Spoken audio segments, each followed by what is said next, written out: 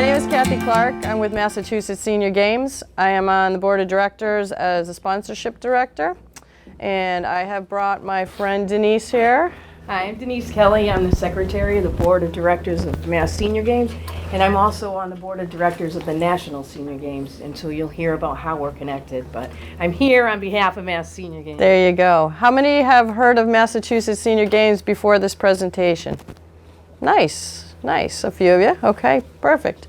We are a we don't want to be a secret. We want to be out there. We want everybody to know. We have 28 events, and we're going to talk about that throughout the state. And primarily, we're kind of western right now. We want to move it back this direction and south and north and kind of all over. So that's why we came out today. Thank you to Laura for having us here to show it or to let us tell you all about us. Am I in your way? Do you want me to move? No, I'm good. She really wants to move like over here, so she's not in the thing. So today we're here to talk about bocce. While we do that, again, let's talk about who we are as Mass Senior Games. We engage 1,300 adults annually through Olympic-style competition. We promote physical activities, social connection, and healthy aging. Our motto, as you saw, was stay fit, have fun, make friends. We are all about the competition, but really more about the camaraderie and having fun. Okay. And what the beauty of the games is you can be as competitive as you want to be or as not. We encourage beginners as well as people who have athletic careers to come out and play with us. Since 1991, where we started in Springfield College, our nonprofit organization has helped adults 50 to 100 plus stay fit. And as I said, have fun and make friends. We support long-term wellness and quality of life. Our veterans participate free in most of our events. Denise and I got into this. I think both of us have a similar story. My background is physical therapy, as is Denise's. Denise came in from a home care company. From an outpatient company. Outpatient company, sorry. And I have a mobility business that we both are promoting people to stay well and age in place. Our mission is promoting the health and fitness of older adults in the Commonwealth through health education programs, fitness activities, and competitive events, like we said, since 1991. We are also offering in our games, not all events have this, but we have a safe, safe PT evaluation that we do. So not only are we having people come to the events to play, but we can also give you some assessments as far as how you're doing with balance and other things in your life to help you keep aging well. As well as, I'm a big fan of SAFE, so yeah. Also, so SAFE is at a lot of our events. The PTs do this assessment. It looks at various things, cardio, strength, all of those types of things. It's a predictor for falls. But specific to our athletes, it'll also tell an athlete what they need to work on to get better at their sport. Now, all ages I'm talking about here. So they recently published a study and found out that our athletes they're in great shape. Our national athletes are in better shape when comparatively speaking to other people at their age group, which that's not really a surprise.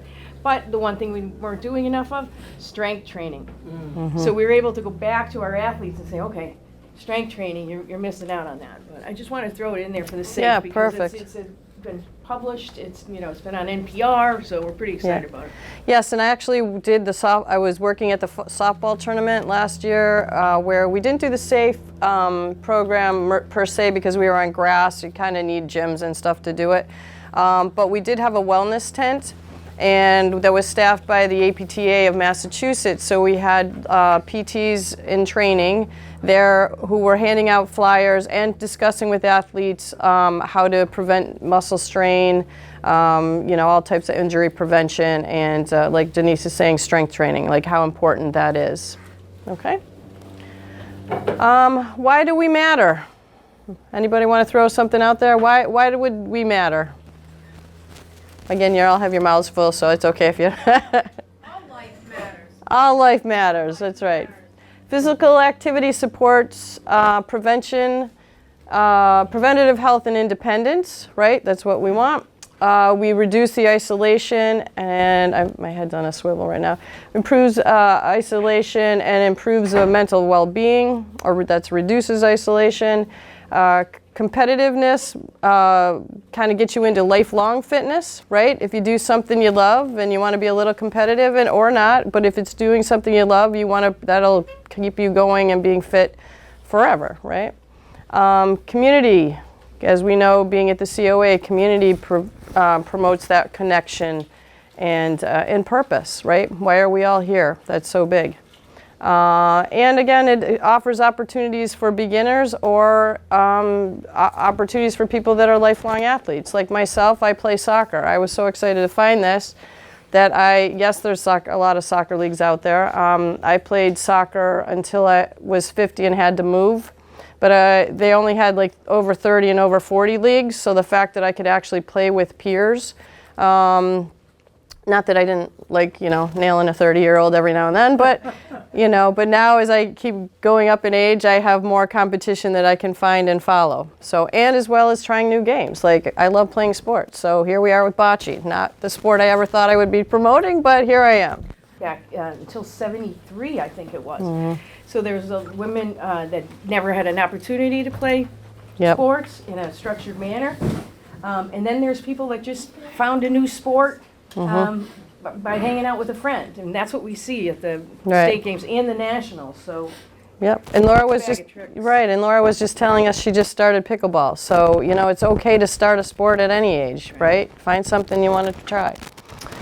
All right, here's our calendar of events. I meant to print these out. I'm sorry, I forgot to do that. We have 28 events across the state. We are kicking off tomorrow with our winter games. They are alpine skiing and snowboarding at Wachusett Mountain. So anybody's a skier, there's that opportunity to do. Did you want to say anything else about the calendar events? No. Good. It says we conduct most of the 21 events offered by the National Games.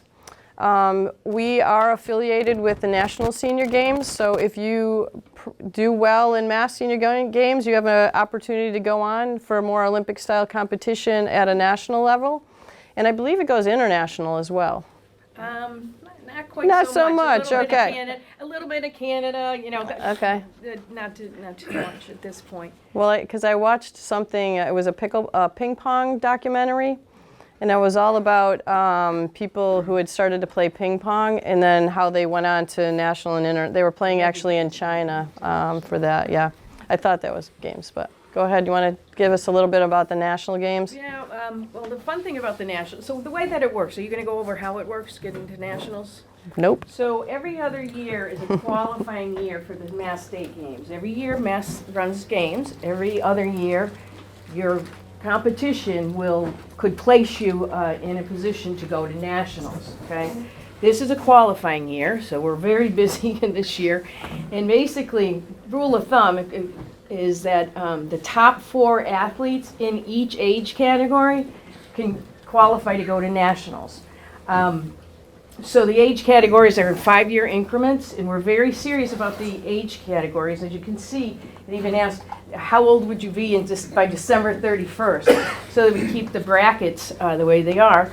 Then you're notified by nationals. I qualified for badminton. Tell them your story. No, story isn't a good story. I hadn't played, and they were like, we really need you to play. And I'm like, I just played in my backyard. And so, needless to say, they did beat me up quite a bit. But it was fun, and I won a silver, and so, at any rate, so then you go out to nationals. Nationals is 12,000 athletes in various states. This year we're going to Tulsa, Oklahoma. Last year we were in Des Moines, Iowa.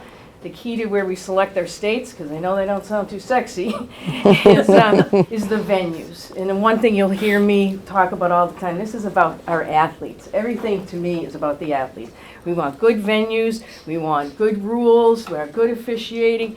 So anyway, it gets a little bit more formal at the nationals, but honestly, it's a great time. Yeah. And we had over 200 athletes from Massachusetts go to the nationals last year. So Probably yeah, so marched in go with them at us. the ceremony. That's right. Yes, she did. And as Denise said, I think all the top 4 placers in all the sports go except for golf. Golf is the only one that I think we only do the top 2 maybe or something. I forget how golf works. It's pretty selective, as Yeah. you guess. And pickleball is out of control. Let me just tell you. We have 400 athletes this year. 400 Pickleball athletes, yeah. Yeah, and we want more. So, you know, the pickleball is going to be held in Framingham at the Bocce Center. I forget the date of that. It's on that if we need to look back at it. Okay. And like we said, we have over 25 competitive events across Massachusetts. Here's just a few. We have track and field, table tennis, cycling, volleyball, ice hockey. Ice hockey is not a national game. It's kind of like the winter sports. We kind of do our own thing with that. But we have a big tournament in Worcester it's like a 3-day tournament. It's like a crazy amount of thing. And these guys are no joke. Like yeah. Yeah, I was pretty impressed with that group. Swimming, we have what we call our summer games on June 14th. And it's track and field, swimming, basketball, power walking, a couple more. We'll be adding more. And that's to it, yeah. And And to really make that event bigger, Yeah. more Olympic-like. yeah, and that's on June 14th at Springfield College. Benefits beyond the game, I think we talked about promotion of mental health. We talk about fall prevention, right? If you're out there moving, guess what? You're learning to keep balanced and stay fit and decrease the risk of falls. So let's talk bocce. That's really what you came here for, not to hear our spiel, right? All right, bocce. What is it? Did you know that it's one of the oldest games in the world? Yes, I see a couple nods. It is the oldest game in the world. It originated in Italy over, 2,000 years ago, I think it says up there. It's similar to lawn bowling or curling, which, how interesting was that? How many of you watched curling on the Olympics? Right, and Corey Dropkin, Go Corey, is from Southborough. Did you know that? He actually went to school with my son. So, and my sister actually went to his curling club and tried curling because we played soccer with Corey's dad and mom, and they were all about curling. So, you know, even years ago, they were all about curling, and she tried it. She loved it. Harder than it looks. Yeah. So I digress. Sorry. So back to bocce. You play by rolling balls toward a smaller ball. That is breaking it down, and here we have a couple balls. The goal is to get it to closest to the small ball, which is called the Polino. Did you call it panini? Yeah. Polino.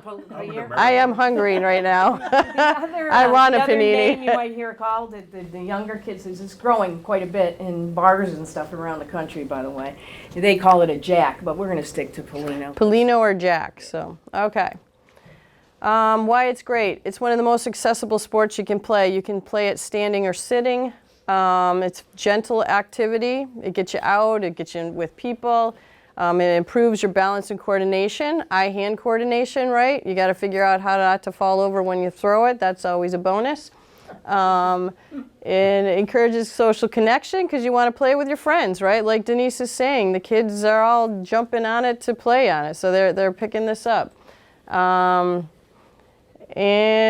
it's strategy and fun competition, so you got to use your brain, right? You have to figure out how I'm doing that. I still can't figure out all of it, but you just toss it out, right? And it's really a sport where no matter what your ability is, you can all play together. You know, yeah, you can do a lot of lifting and stuff like that, but it's really about how that eye-hand coordination is when you try to get it to the ball. All right. So how it works, basic rules for those of you who do not know. The round ball starts by, or the round, we call it a round, starts by one player tossing the target ball or the Polino down the court. You want a demo? After you toss the coin. Okay, oh, sorry. First is the coin toss, which team wins to toss the ball. The person that tosses the ball, yes? How many people on a team? We play, Doubles or mixed doubles? doubles or mixed doubles. So it's 2v2. Do I have to stick to the slide, or can I just talk about? You can talk whatever. I just put this up there. So yeah, so I Just play on speak a loud bocce because you don't team have the kinda mic. casually. So basically it's 4 people, doubles, mixed doubles, 2 on either side. The teams are divided by the colors of the ball. So like one team is typically the blue and the green, and the other team is the yellow and the red. And so if I were playing and Kathy was my partner, she would play the green ball, I would play the blue ball, and we would work as a team to get our balls closest to the Polino. Right, so interesting enough, so we have 2 different types of balls, right? This is an indoor ball, and it's still hard. I thought it was going to be soft and squishy. It is not. It is still hard. Okay, this is an outdoor ball. Okay, as Denise was saying, yeah, sure. I want you to see because it's 2 pounds. Here you go. As Denise was saying, like, there's different ways. Like, I have a set that's green and red only, and that's just 4 balls of each color. The indoor set came with 4 different colors. So the yellow, the blue, the red, and the green. So it depends. Like when Denise has played, you've said you've played like 2 colors together. So it's 2 people playing, but they're playing 2 colors. Okay. So And- basically, the blue and the green are a team, and next to them are the yellow and the reds, and so you're working together. So when we go to show you how you do the score, the green and blue team is trying to see how many balls they have closest to the Polino. Okay. Or in my case with the outdoor balls, there's just 2 colors. So one team's red, one team's green. Okay. The reason why they have 4 colors is you can play bocce 4v4. So you could play with 8 people. That's that's not us. we're looking for mixed doubles. Yeah, mixed No, or doubles, doubles. 2v2. Doesn't Okay, matter. yep. Okay, so you throw the ball underhand. There's no chucking it down, right? Do you do a little flip thing? Well, it depends. Okay, Everybody so has she's their good. own style, right? Yeah. It's kind of hard because I'm used to really throwing it down. Don't do that. So you have to get the Polino halfway, over the halfway line there. So you're just going to throw it. So now some people will throw the ball. This is how the Italians do it. That wasn't a good shot, by the way. But you can do that. That is strategy too, So right? and when the court's longer, there's a little bit of English in it, like you know what I'm saying. A little I play backspin. with an Italian guy who does this form. I'm an old pitcher, so I use a pitching approach to mine. There you go. So you're gonna, but the key is so it's a combination really, because people say, oh, it's like bowling. Well, not everybody uses it like bowling, but you can't just throw the thing down the court either. Okay. Yep. So, and the goal is to get closest to the little white ball, right? So as Denise hit that white ball, now her ball is not probably going to be the closest, and whoever goes next is going to have a little bit more. Yeah. Oh, look at that. She picked it up and cheated. Okay. All right. Demonstration only. Do not do that. There are some big rules about if you touch the ball or if you measure and touch the ball, you are in a big no-no and the other team wins. So don't. So let the refs do it. Yeah. Yeah. The team closest scores a point at the end of the round, and the games go usually to 12 points. And I think only one team scores on the round.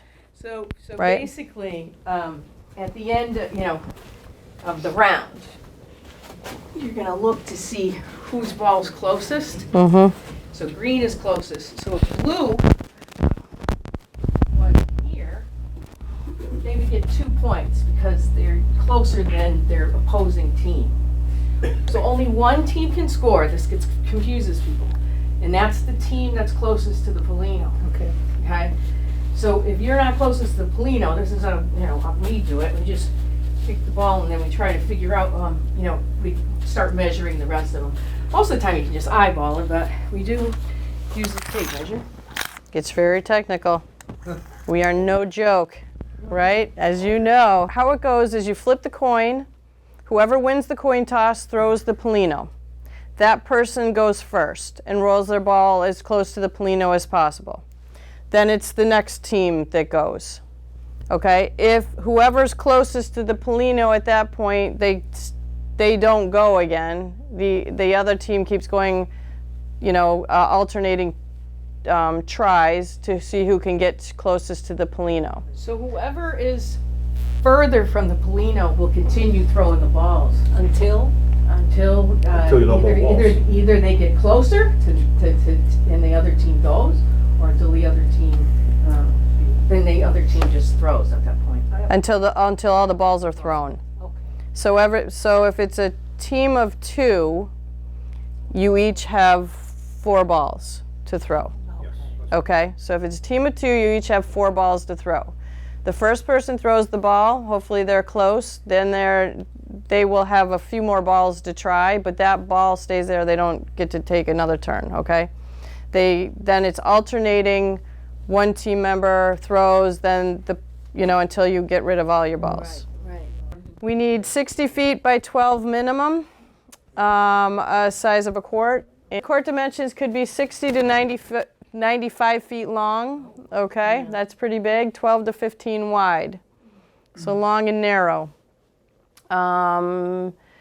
That just gives you an idea. There are foul lines. We'll get into that. Like when we're here, we'll talk to you more about that. And the playing surface should be reasonably flat and level. May consist of packed dirt, fine gravel, artificial surface, or short grass. Players, and that is from the National Senior Games rulings there. Players are to stand inside the court when rolling. Scoring, that's just a typical bocce scoring sheet. We talked about that. Strategy, you want to roll close to the Polino. You can knock your opponent's ball away, or you can move the Polino or jack. Okay? Mm-hmm.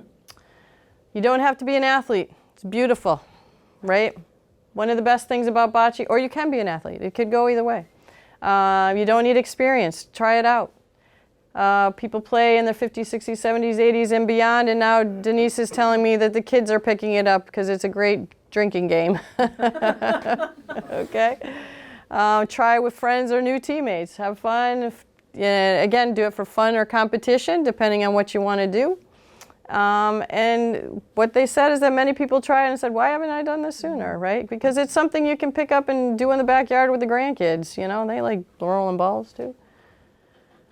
So let's try it. If anybody wants to come up, as soon as we're done, you can come out, try to feel the balls, see what they look like. And then we're going to do the Mass Senior Games demonstration on June 9th. Each state has the opportunity to have a Senior Games.